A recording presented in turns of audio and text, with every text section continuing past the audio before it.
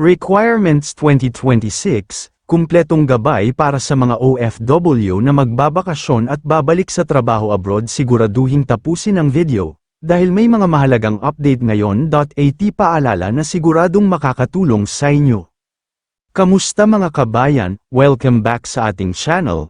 Kung bago ka pa lang dito, huwag kalimutang i-like ang video, mag-subscribe, at i-click ang notification bell para lagi kang updated sa mga balita at gabay para sa ating mga OFW.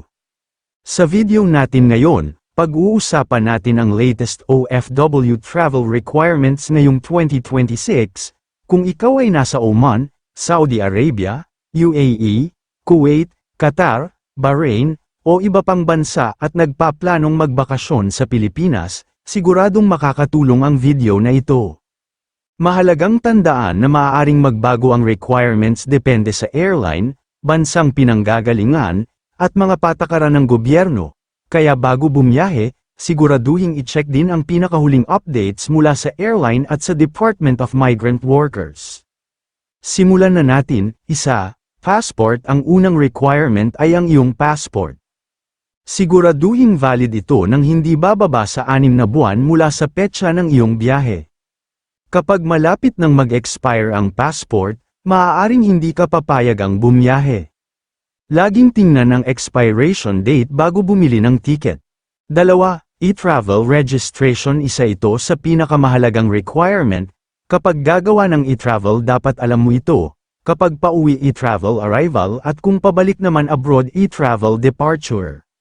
Lahat ng biyaherong papasok o palabas ng Pilipinas ay kailangang mag-register sa e-travel bago ang kanilang flight. Libre lamang ang registration. Pagkatapos mong mag-register, makakatanggap ka ng QR code. I-save ito sa cellphone at mag-print din bilang backup. 3. Airline ticket. Siguraduhing tama ang pangalan sa ticket. Dapat pareho ito sa passport. Kahit isang maling letra ay maaaring magdulot ng problema sa check-in. 4. Valid work visa o residence card. Kapag babalik ka sa bansang pinagtatrabahuhan mo, kailangan mong dalhin ang iyong valid work visa o residence card. Ito ang patunay na legal kang makakabalik sa iyong employer. 5. OFW Pass or OEC. Both naman sila tinatanggap, pero may mga airline na OEC pa rin ang hinahanap, or kahit OEC lang pwede na yan. Isa sa pinakamahalagang dokumento ngayon ay ang OFW Pass or OEC dahil kag wala ito di makakalabas ng bansa. Ito ang digital replacement ng dating OEC para sa maraming return ng OFWs, pero mas maganda pa rin kung OEC meron din. Hindi na kailangang mag-print kung digital lamang ang hinihingi, ngunit magandang may screenshot o printed copy bilang backup. 6. Employment contract. Hindi ito laging hinihingi, ngunit mas mabuting dala mo ito. Makakatulong ito kapag may verification na kailangan. 7. Company ID. Pero optional lang ito para sa support document kung meron lang. Dalhin ang iyong company ID, minsan ito ay hinihingi bilang karagdagang proof of employment.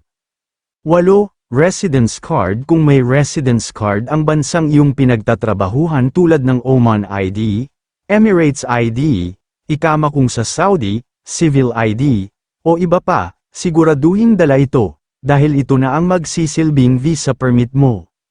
9. Travel insurance. Hindi lahat ng bansa ay required. Pero malaking tulong ito kung magkaroon ng emergency. Ito ay kadalasan lang para sa first-timer lang or mga visit visa lang. Laging tingnan ang latest advisory ng Migrant Worker MWO bago bumiyahe. Mga dapat gawin 1 linggo bago ang flight, check ang passport. Check ang visa or resident card, check ang ticket. OEC para sa pabalik abroad, travel, timbangin ang baggage. Ihanda ang lahat ng dokumento, sa araw ng flight.